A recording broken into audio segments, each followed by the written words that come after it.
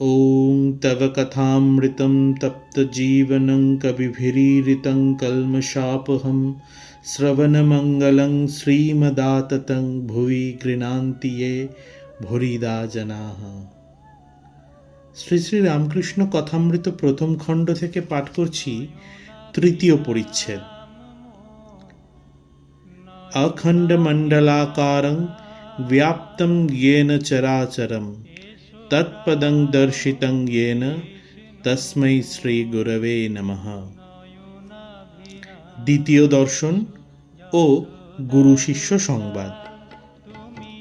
দ্বিতীয় দর্শন সকালবেলা ৮টার সময়। ঠাকুর তখন কামাতে যাচ্ছেন। এখনো একটু শীত আছে, তাই তাহার গায়ে মোলেস্কিনের র্যাপারের কিনারা শালু দিয়ে মোড়া। মাস্টারকে দেখিয়া বলিলেন, তুমি এসেছ? আচ্ছা, এখানে বসো। এ কথা দক্ষিণ পূর্ব বারান্দায় হইতেছিল। নাপিত উপস্থিত। সেই বারান্দায় ঠাকুর কামাইতে বসিলেন ও মাঝে মাঝে মাস্টারের সহিত কথা কহিতে লাগিলেন। গায়ে ঐরূপ র্যাপার, পায়ে চটি জুতা, সহাস্য বদন। কথা কহিবার সময় কেবল একটু তোতলা। ঠাকুর মাস্টারকে বলছেন, হ্যাঁ গা, তোমার বাড়ি কোথায়? মাস্টার বললেন, আজ্ঞা, কলিকাতায়। এখানে কোথায় এসেছো?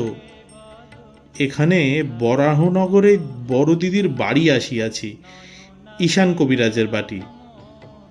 ও, ঈশানের বাড়ি? শ্রী কেশবচন্দ্র সেন ও মার কাছে ঠাকুরের ক্রন্দন। ঠাকুর আবার মাস্টারকে বলিতেছেন, হ্যাঁ গা, কেশব কেমন আছে? বড় অসুখ হয়েছিল। আমিও শুনেছিলাম বটে, এখন বোধহয় ভালো আছেন। আমি আবার কেশবের জন্য মার কাছে ডাব চিনি মেনেছিলুম। শেষ রাত্রে ঘুম ভেঙে যেত, আর মার কাছে বসে কাঁদতুম, বলতুম, মা, কেশবের অসুখ ভালো করে দাও। কেশব না থাকলে আমি কলকাতায় গেলে কার সঙ্গে কথা কব? তাই ডাব চিনি মেনেছিলুম। হ্যাঁ গা, কুক সাহেব নাকি একজন এসেছে, সে নাকি লেকচার দিচ্ছে। আমাকে কেশব জাহাজে তুলে নিয়ে গেছিল, কুক সাহেবও ছিল। মাস্টার বললেন, আজ্ঞা, এরকম শুনেছিলুম বটে, কিন্তু